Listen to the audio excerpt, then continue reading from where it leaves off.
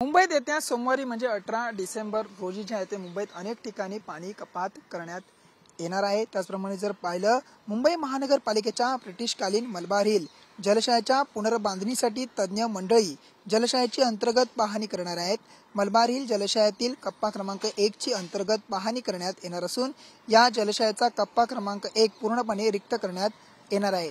त्यामुळे दक्षिण मुंबईतील महानगरपालिकेच्या ए, सी, डी आणि जी दक्षिण विभाग कार्यालयाच्या हद्दीतील काही भागात 18 डिसेंबर रोजी 10% पाणी कपात करण्यात येणार आहे।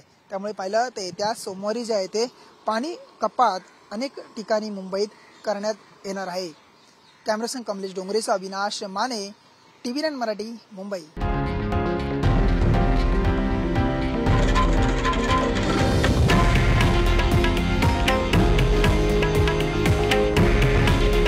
हे आहे देशातील नंबर 1 न्यूज नेटवर्क आणि आपण पाहत आहात TV9 मराठी।